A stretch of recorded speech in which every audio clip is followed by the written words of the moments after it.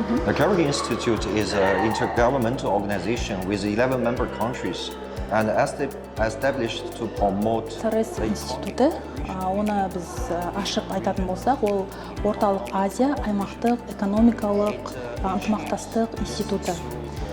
Бұл институт осы 11 елден құралады, және олар экономикалық әріптестікті ілгерілету мақсатында осы 11 ел жиналып, бірлестік құрған үкіметаралық халықаралық ұйым.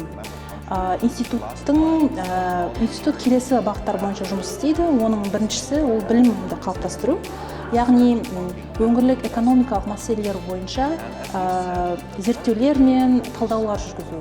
Және екіншісі ол әлеуетті арттыру, яғни потенциалды арттыру деп айтамыз ғой.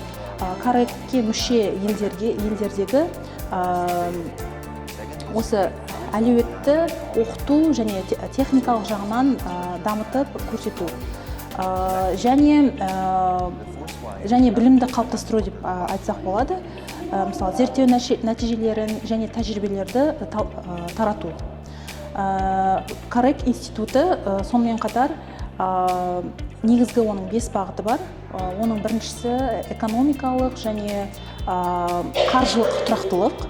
Екіншісі ол сауда, туризм және экономикалық даму. Ал үшіншісі инфрақұрылым, сонымен қатар экономикалық елдер арасындағы байланыс. Төртіншісі ауыл шаруашылығы және су ресурстары. Және соңғысы ол адами капиталды дамуы. Actually, we had many events which we hold in Kazakhstan in the past. Царес институты білім беру және зерттеу саласында Қазақстанда келесі іс-шараларды ұйымдастырған.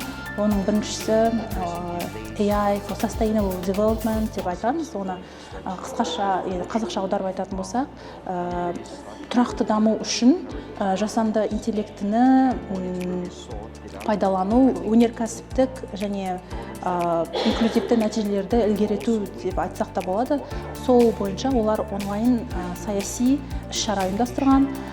Және келесісі ол Carrick Institute Chai Talk деді.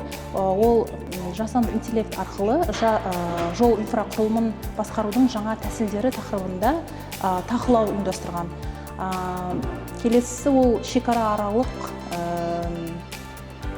өткізу пункттарындағы кедерістерді шешу деген тақырыпта ұйымдастырған іс-шара. Ол 2017 жылы Алматы қаласында өткен. Және соңғы тағы бір ұйымдастырған кездесу ол 2019 жылы Азия мен Европадағы энергия қауіпсіздігі және де әртараптандыру, жаңартылған энергия көздері бойынша ынтымақтастық тақырыбында саяси семинар өткізген. So for this year, the Carrick Institute is launched. Бұл гранттық бағдарлама туралы айтып кететін болсақ, бұл Царес институтының гранттық бағдарламасы болып табылады. Ол осы жылдан бастап жүзеге асып жатқан гранттық бағдарлама. Бұл Царес өңірінде жоғары сапалы халықаралық білім мен тәжірибені тарату бойынша ұйымдастырылған бұл гранттық жоба. Және бұл бағдарлама институттың стратегиялық байланыстарына сәйкес іс-шараларды бірлесіп ұйымдастыру үшін ұйымдарға қаржылай көмек көрсету болып табылады. Негізгі оның мақсаттары мен артықшылықтары туралы айта кететін болса, бағдарлама аймақтың әлеуетін арттыруға байланысты және келесі мақсаттарды көздейді.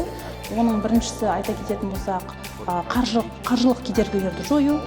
Екіншісі аймаққа, осы мысалы Жәнібек университетіне мысалы халықаралық сарапшылар мен үздік тәжірибелерді тарату, шақыру арқылы, сонымен қатар кәсіби байланыстарды орнату.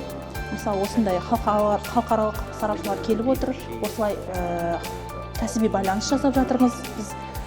Сонымен қатар жергілікті таланттарға инвестиция салу арқылы орнықты дамуды, яғни орнықты дамуды қамтамасыз ету. Мысалы Жәнібек университетінің инклюзивті білім беру үшін жасанды интеллектіні пайдалану және Царес өңіріне масштабталатын ауқымды модель тақырыбындағы жобасы осы біздің Жәнібек университетінің жобасы болып табылады. Осы біздің жобамыздың тақырыбы. Және бұл жобаны бұл кісінің ойы бойынша жақсы өтті, және осы біздің университетіміздің көшбасшылары, яғни басшыларына алғысын айтып жатыр. Сонымен қатар осы беріліп жатқан мүмкіндіктер үшін алғысын айтып жатыр. Және де осындай үздік сарапшыларды шақырып, осы негізі жақсы деңгейде өтті деген ойын бөлісіп жатыр.